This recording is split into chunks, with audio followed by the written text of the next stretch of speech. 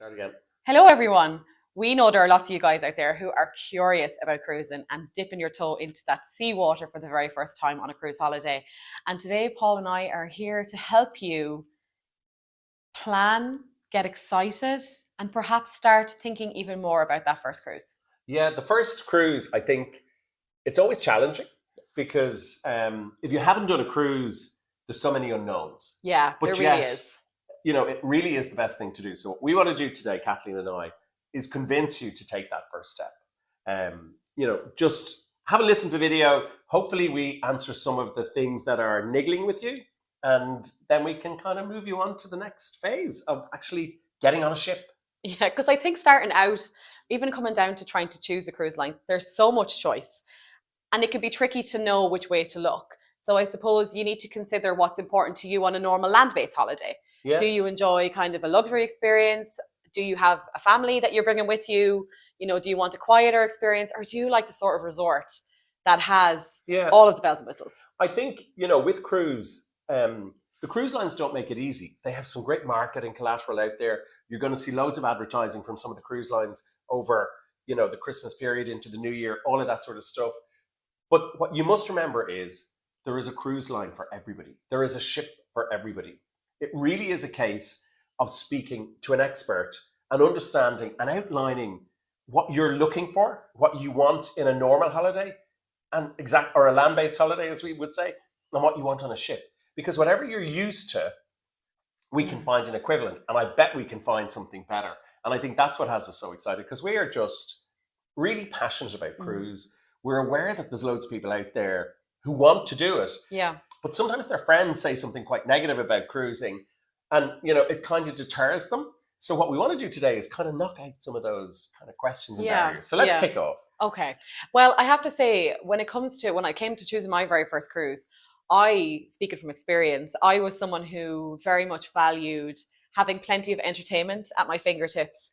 And I'm a fan of Broadway shows and that kind of thing. So that kind of encouraged me in my direction when I cruised for the very first time to choose something that would give me that kind of added layer of value to my holiday, because combining that with waking up somewhere new every day was ticking every box for me. And I think you've just covered two really critical things that cruise does incredibly well.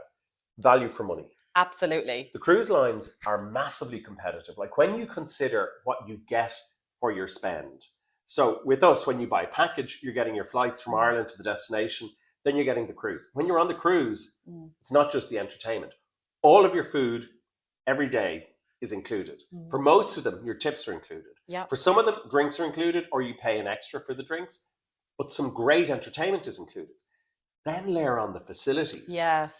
So when you're comparing a cruise holiday to a land-based holiday, in real terms, the value for money proposition for cruise, I think, is in the order of maybe 40 to 50% better than any equivalent land-based resort. Yeah. And then you have that added aspect of you check in once at the port and you're waking up somewhere new every day. So you're not unpacking, because a lot of the time you go on holidays, maybe you just want to, arrive and flop. Yeah. But for a cruise, you get to do, depending on what you're looking for, in a typical week, 5 destinations, 6 destinations. Yeah. But you don't have to get off the ship if you don't want to. Yeah. But you wake up somewhere different every day and you don't have to unpack until you're on the way disembarking. home, which is the saddest moment ever, by the way. And once you cruise, you'll realize that. But I have to agree, because for me, I favor a balcony cabin, and there's different types of accommodation on board cruise ships. But I love pulling into a new port every day and opening my balcony, curtains, running outside and seeing what's in front of me. Like, for example, on a cruise that I went on a couple of years back in the Caribbean with Royal Caribbean, we visited Labadee in Haiti. And I remember pulling back the curtains there, and it's one of the most spectacular ports I've ever arrived into. It was like I was in a movie. And for me, having that feeling every day of a holiday where it's something different, there's magic in that. And combining that, as you say, with the value and everything that you get included, it's next level. It really is. And I think what you'll also notice in a lot of the marketing and promotional material about cruises, the focus is very much on the destinations or what you can do. It's not so much about the ship. So don't worry so much about the ship. If you're thinking about cruise, talk to us. Our website is packed with some incredible cruise content, be it blogs, be it podcasts, information. It's what we call the Cruise Hub, but it is absolutely jam-packed with information. Yep. That's backed up by a team of absolute experts, because cruise is tricky. I think it is probably still the one type of holiday where you genuinely are better off talking to a travel agent and getting them to assist you. Yeah. But being very clear with them, outlining exactly what you're looking for, challenge them to make sure they're picking the right cruise line for you, Yeah. the right ship, the right destination, and that it does what you want out of the holiday. Absolutely. And then, God forbid that doesn't work. You can go with plenty of other holidays to back it up. But I think the audience we're really talking to are people who are curious about cruise, because it is a really expanding, growing audience. The people who take a cruise holiday, do you know what the repeat rate is for a cruise holiday? It's high, isn't it? High 80%. Oh my gosh. So it's over 80% of people who take a cruise repeat a cruise. Yeah. There's almost 30% of the audience who go on a cruise who are multi-generational. So that's parents and kids, Yeah. or grandparents, parents and kids. Yeah. It is also brilliant for gangs of friends, Yeah. or the wider family, because the ships give you so much space Yeah. and so much kind of private space Yeah. that when you're during the day, you don't see the people you're That's traveling it. with. Yeah. And yet you can all meet up for dinner, or you can meet up for an excursion, or you Yeah. can meet up for entertainment. But for the most part, you're entirely free. So like, it is absolutely brilliant. I'm just a total know. advocate. Oh, same. And I think you hit on a really good point there about the love that cruising has within the multi-generational kind of community and the friends. Because if you think of a family going with young kids, then the parents who might be in their 30s or 40s, and then, the grandparents who are in 60s, 70s, 80s, there's so much for each age group on board, like whether it's kids clubs or water slides or bumper cars or Broadway shows, which I personally adore, or, really gorgeous coffee docks and stations with views that you can only dream of. Yeah. There's something for everyone, and there's something special in having that all in one place, because you'll never, I suppose I'm speaking from mammy terms, you'll never hear I'm bored. No, and I'm speaking from child of parents. So like, my parents come away with us. Yeah. My nieces have come, and it is one holiday type. And you'll have seen videos with this with my parents. It's a holiday where they can absolutely just do as much or as little as they want. They have exactly what suits them. We have what suits us. Yes. And the kids have exactly what suits them. But yet it's also well spaced on the ship. Yeah. That you never have a sense, like you can sometimes on a land-based holiday, when you're by the pool, of everybody kind of being, around, encroaching you. Whereas with the kids clubs, they're so well designed and so well managed. It is just brilliant. So that's the value for money. That's the destination, the different place every day, the multi-generational piece, the repeat piece. Yes. But some people say to me, oh God, the ships are too big and there's too many people. Okay, so let's address the elephant in the room. If you're looking at a land-based holiday, so, a standard holiday, what you want, depending on what you're looking for, are great facilities, great location, choices of restaurants, good entertainment, possibly nearby or in the hotel, but plenty of space. You want as much or as little as you want. If you want a boutique, there's boutique cruises. But for the most part, if you're looking at land holidays where you have all the bells and whistles, no land-based holiday is going to touch a cruise in terms of that. So don't worry about the size. And the size of the ship is somewhat irrelevant, because you have about 3 decks with the restaurants, the bars, the entertainment, the theatres. You then have another 2 or 3 up at the very top with all of the pools and the outdoor space. And the rest is accommodation. So you don't go near it. So it becomes very manageable. It does. It really is. And a bit like being in a land base, it's like, let's face it, there's other people in the hotel. So there's other people on the ship. Yeah. So the same number of people in the hotel are the same number of people in the ship, depending on the size of the resort. Yeah. It doesn't mean you have to engage with everybody. No. You talk to the people you want to, you engage with the families you want to, or the couples you want to, and that's how it goes. So I would say, again, if the size matters is an issue, chat to the team. Yeah. Because the cruise lines have everything from the smaller ships to the larger ships. In some cases, the larger ships are the newer ships, so they may have better facilities. In some cases, the newer ships are the bigger ships. but not necessarily always. And then there's the different cruise lines that have way less numbers of people on board. Yeah. So again, it comes back to, please remember, there's a cruise line for everybody and there's a ship for everybody. Yeah. So no matter what you're looking for, you're going to get it. So don't worry so much, but address it to us and let us talk to you about it and kind of come up with some real solutions for you. And I think that's where our team are really strong, because they don't just like sell cruise holidays. They're like you and I. They live and breathe it. They absolutely love it. And I think collectively in Click&Go Holidays, we've probably touched on every ship. Yeah. At some stage, someone has been on the ship, and combining that experience and from speaking with our customers, we can really guide you in the direction that you need to go in. Yeah. And we break down that barrier of, oh, I don't know where to start. Yeah. I don't know how to get through this. Yeah. That's what we're here for. We're here to make that journey as seamless as possible. A smooth sailing, some might say. Yeah. and I think the first thing is literally pick up the phone and talk to you guys. We're open 7 days a week, 362 days a year. And as you say, Kathleen, we're not only going on work trips, we're going on our own holidays. Yeah. So we are walking the walk Yeah. in terms of what we do, because we love it, and we are real ambassadors and exponents of it. We have a great series of podcasts with all of the different cruise lines that we've recently just put up. So you can listen to those podcasts and get a flavor for what the individual brands are. They're fantastic conversations. It is. Yeah. It's an exciting holiday. It's a brilliant holiday. And again, maybe coming back to the destinations, for first timers, you can be bold. You can think, okay, I'm anxious about cruising, not really sure about it, but then give yourself a challenge and have a think, where have I not been that I would love to go? Where can I not really get to except I'm on a ship? Yeah. And to some extent, that's how I did my first one. My first cruise was Alaska, which was, a big choice. But you know what? The cost of a cruise holiday is pretty much the same no matter where you cruise. Yeah.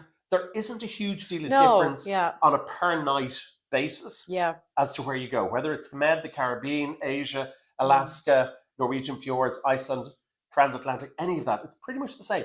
The only really significant difference would be your cost of flights to get to the destination. So coming back to challenge yourself with a destination you really want to visit. Everybody wants to get to Alaska. There's some incredible itineraries in the Far East because it touches so many countries. It's so easy to get around different countries in the Far East, coming out of Singapore, coming out of Hong Kong, Norwegian fjords, Iceland. But even in Europe, you're not going to have seen everywhere. No, yeah. And if you don't want to get off, you have a day on the ship. Yeah. And it's quite chilled and quite relaxed. I think because there's so many cruise lines now sailing, especially in the Mediterranean, and the same for the Caribbean regions, they've got multiple ships each. So I sailed on a cruise last year in the Med, and I'm doing another one next year in May with my family. And it's a completely different itinerary. I'm sailing from the same port. I'm sailing from Barcelona. The young kids are coming with me, so I needed to be super easy. And I picked Barcelona, but I'm doing a completely different itinerary than the one I'd done previously. Yeah. So I love that about cruising, that you can find these pockets of places that you might not get to visit. And the itineraries with the different ships and the different cruise lines, even in the same destinations, as you say, are not the same. Yeah. So we can always find the cruise holiday that is going to actually tick 3 or 4 of the destinations that for you are a must-see. Yeah. Versus others where you go, I've been there. That's fine. Yeah, don't worry. Let's look at a different ship, a different date. Let's move the map around and find you something. Yeah. And I think your point of families, we'll do something separately on families and first-time family cruising. Yeah. Because family cruising is huge. It is, yeah. Like, and again, it's something like 30 to 40% of the audience for certain ships and certain cruise lines. Some are very family focused, some less so. Yeah. But again, that's a case of talk to us. Yeah. We can really decomplicate, make it simple, because what we want to do is find you the right cruise holiday. We don't want you to buy something from us that doesn't really fit what is going to tick your boxes and get you coming back and be one of that 80% repeaters. That's what we want. We want you to be as passionate about cruising as we are. Let's chat about food. Let's chat about food. Okay. Let's chat about food. The food.